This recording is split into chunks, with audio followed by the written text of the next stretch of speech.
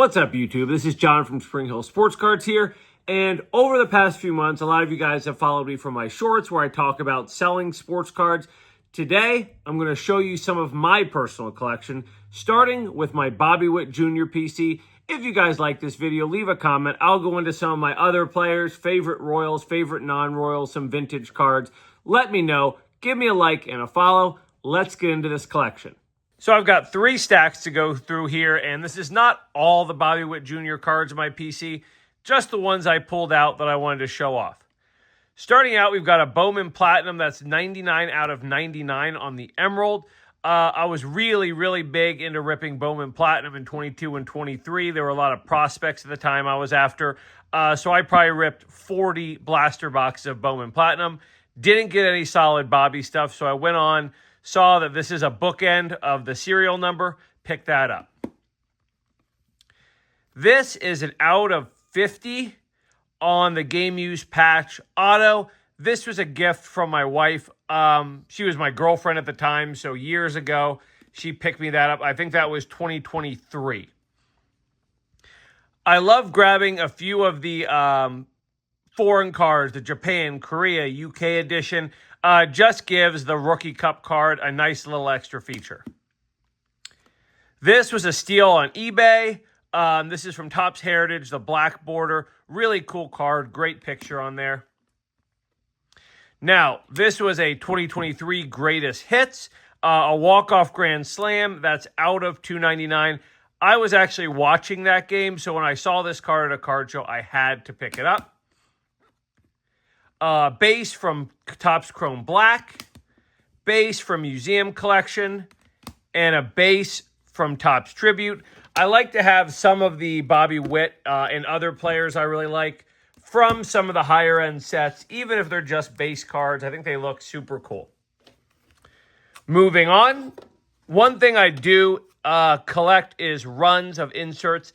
Since there's been a Stars of the MLB every year of Bobby's career, I've picked one up every year. I've got the rookie, 23, 24, and 25, and I intend to keep that going as long as there is a Bobby in that set. This was one I picked up for myself. Out of 50 Game Used memorabilia. I love memorabilia cards. I love relics, and I really like the Major League material. Usually you can pick them up for a decent deal. This was out of 50, of course, cost a little more than one of the base. This card was one of the first big Bobby Witt cards I pulled out of a pack. Game Used memorabilia, another relic. I was just so psyched to pull this. This was in 2023. So early in his career, I was opening a lot of product just looking for Bobby cards in general. Now, the Youthquake, you know, that is a tough card to pull. I believe it's in the Breaker's Delight. It's in the Hometown Advantage. And then it is, I think, in Hobby and Jumbo Hobby. I got that on eBay his rookie year when it was not as expensive as it would be now. Another card I pulled myself, his rookie debut, purple, sweet card. I've got a base. I've got a refractor. I keep an eye out. Any of these cards come up at a decent price on eBay. Getting much harder to get Bobby Witt Jr. stuff at a good price. Now, the Topps Fire on Fire die cut. Topps Fire back in the day. Awesome set. They don't make it anymore. But I was able to pick this up at a card show. Once I saw it, I knew I had to have it because Topps Fire, like I said, a discontinued set. Let's move on to the slabs. Once again, not all the slabs I have of Bobby, but some of my favorites and ones with better stories behind them. These cards, the Topps Now, cards that a lot of people are not a big fan of. They're overproduced. They make way too many for way too many moments. However, a lot of the Topps Now cards I have of Bobby, once again, are from games I was watching or storylines I was following of his. And when my sons or daughter grow up to be big baseball fans, I'd like to have cards like this to show them. Like how my dad used to talk about George Brett, Willie Wilson, Hal McRae, Amos Otis, Brett Saberhagen, all the great Royals of the 70s and 80s. I will someday probably talk about the 2015 team, Bobby Witt Jr., when I tell the story of the Royals to my kids, and these are cool cards to have. So, first ever with 2020 seasons to start career. First shortstop in MLB history with multiple 30-30 seasons. I got a few more of these down here I'll pull out before we get to the rest of this stuff. A few of his rookie tops nows. First career homer, I was watching that game. And first career MLB hit was a go-ahead double. I was watching that game. Now, this is a card I bought and then graded. Beam Team, obviously a short print. It's his rookie, and it's the red parallel. So a rare card. Wanted to make sure I got it graded just so it stays in great condition. Unfortunately, just a 9, but in the PC, who cares? Not a big deal between a 9 and a 10 for me. Now, this is a fun story. I was at a card shop. I was looking at this card. Ended up walking away because I was there to pick up cards to list on eBay.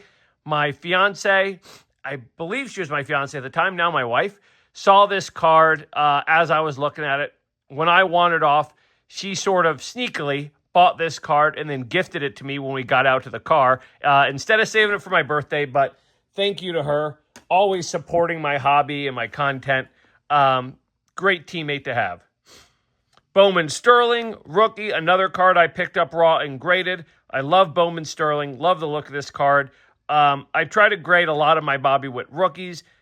Not that I'm interested in reselling them in the future, but just to keep them in that condition long-term is sort of nice. Another one I graded myself. I love Stadium Club. Another rookie card. Fortunate to have a 10 on this one. This is a card I picked up at a card show, his first Bowman. I traded a Gunnar Henderson refractor rookie. Might have been a Mojo refractor rookie in an SGC 10 to another seller at the show who's a good friend of mine. He was after some Gunnar Henderson. I was obviously after more Bobby. So we made a trade that worked for both of us. Bobby's Holiday, one of the first Bobby cards I purchased, or I got as a gift, I'm sorry. This was a birthday present from my dad 3-4 years ago. Great card. Holiday, I like ripping some Topps Holiday. So having the Bobby Witt Jr. Holiday rookie in a 10 is great. Now, to round it off, is my favorite 2 Bobby Witt Jr. cards, mostly because I'm proud that I picked these up at such a good deal so early in his career. This is from Topps Gallery. This is the Portrait Gallery insert, a short print rookie, PSA 10. I picked this up, I believe, for $104 plus shipping his rookie year. Great deal on it. Obviously, I'm never going to sell it. This will stay with me forever and ever. My second favorite card. Sorry, I have my TikTok up on my watch there for a moment. Here is my favorite card in my whole collection. I purchased this while Bobby was in the minors. I'll give you a second to guess how much I paid for this. The answer is $90. This probably would go for between $400 and $600 right now. Once again, never selling it. This was an on-card auto. This is from 2021 when he was with the Naturals in AA. Not a lot of these cards autographed out there, and I'm lucky enough to have one certified auto, Gem Mint 10. Absolutely the centerpiece of my whole collection. I mean, there are a lot of big Bobby cards out there, but for me, I don't think anything could beat this. A player I liked when we drafted him, a player I liked in the minors, picked this up in 21, and now he's a superstar. He is the cornerstone of my favorite team. This is a great card with a great story. Obviously, all of these mean a lot to me, but maybe some more than others. If you like this content, leave me a comment below. Let me know. I'll make more. Follow me for great sports card videos and content every day. And then check out the Cycle podcast where we cover 4 trending MLB topics in 20 minutes or less every week during the regular season, every other week during the off season. And stay tuned. We do have some Major League players, some guests coming on the podcast in the future. So subscribe for that. I'll see you next time.